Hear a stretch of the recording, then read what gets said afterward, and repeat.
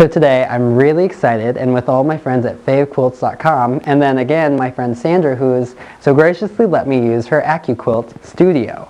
And I'm so excited. It's something that I don't have, and I've been having a lot of fun using the different die cuts, and that's what this is, a nice rag quilt die cut. And you sandwich your fabric in between the die and this little piece of plastic, and it cuts magically.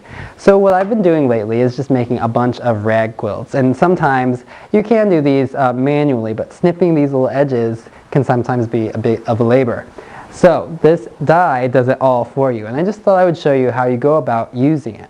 So what I'm going to do to make things easier, because for rag quilts you need a top or a bottom, so one layer of fabric, and you want to make sure and notice what direction the die is going. See how this isn't exactly square? So you want to make sure, if you have a printed fabric, that you skew it so that you have a nice square print.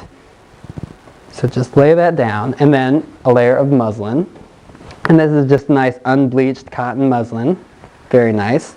And you can cut so many different layers. You can cut layers of felt, you can cut cotton, you can cut all sorts of things with this. And then one last layer for the top, making sure that, again, you're skewing your fabric to keep the print straight. It's just laying everything down, and then you go ahead, take your little sandwich, and you can see sometimes these do take a little bit of a beating from the blade, but you just go ahead and sandwich that down. And now you'll see over here in the machine, there's this metal tray, which is removable, but I like to keep it kind of in there, and you just lay your die right flush against the edge and kind of feed it in at a tilt, and you'll see that the anchor start to move. So that's how you know that this has made its way into the rollers. So all you're going to do, very slowly, start rolling and see if you catch. Push a little bit and roll, and as it starts to feed in, you can hear that blade slicing through all those layers of fabric. Now one thing I like to do, they say you can press it through once, but I just like to go over a couple times just to make sure that I have gotten a nice, good, clean cut. But then once you're done, you just feed it through all the way, remove the top, and you can see you've got all this perfectly cut things. Now it's a good idea just to keep scissors around just in case, because you don't want to distort your little piece of fabric any. So just go ahead and peel away and do a little clip snipping if you need to.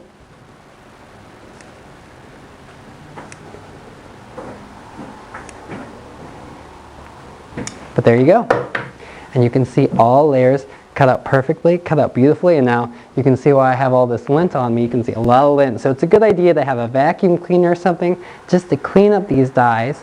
But now what I'm going to do is show you how I'm going to take this little piece of sandwiched fabric and turn it into a rag quilt. So I'm going to go over to the sewing machine, and I'll be right back. Alright, so what I've gone ahead and done is just embroidered a simple pattern on top, just to decorate. But if you didn't want to embroider, you could do a little X to stabilize all the layers of fabric. And sometimes that just helps to make putting together the final quilt a little bit easier. But what I'm going to do is go ahead and take my little pieces and find the edge and match them up. And that's why a rag quilt is really just so forgiving, because the edges don't need to be perfect. You don't really need pins, but you just line up your pieces, hold them together nicely, and you're just going to sew right against the edge of all those pre-cut lines. So just drop down your presser foot and set your machine for a straight stitch with a standard length, and go ahead and sew. But don't forget to backstitch.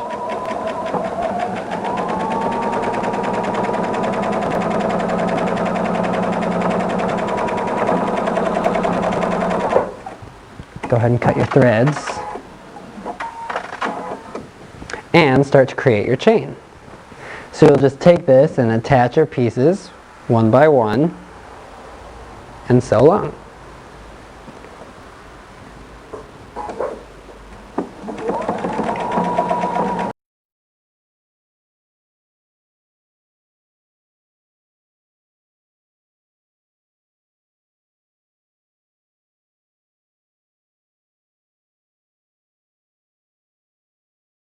So see how as I'm going along now, just make sure you're matching up the corners and the edges. Now, because you don't want to have a wonky square.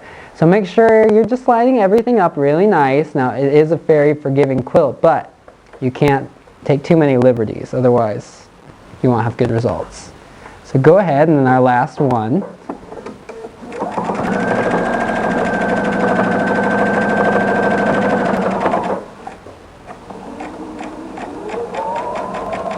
Be careful not to tack down any of those little ends, but that's okay.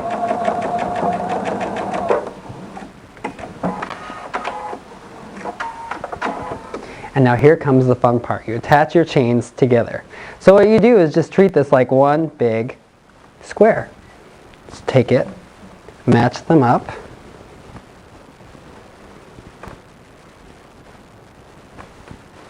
Make sure you line up the edges and the corners. It's especially important with the corners now that you have a long chain to connect.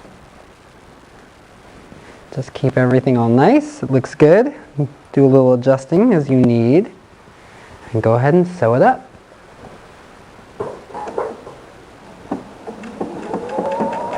Back stitching. So important because you don't have the regular chains that you might have when you're quilting. So you really want to make sure everything's secure now.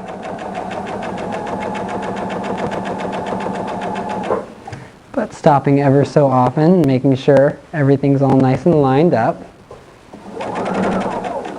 And as you get to the humps, make sure you help yourself out. Try not to tack any of those little pieces down. It's all your fringe.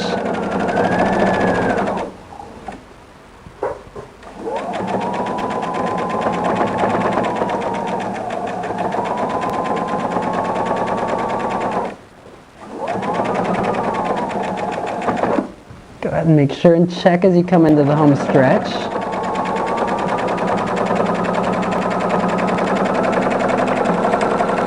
Back stitch, secure everything up, cut your threads,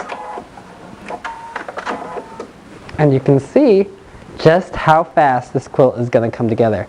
And it's so much fun. Now one of the last things you're going to want to do before you give this away is make sure you run it through the washing machine, and you'll really get all that nice texture that you get from all the edges. But anyways, this is using the Accuquilt Studio and making a rag quilt. And I'm so glad all my friends at FaveQuilts.com asked me to make it. I'm so glad my friend Sandra let me use her machine.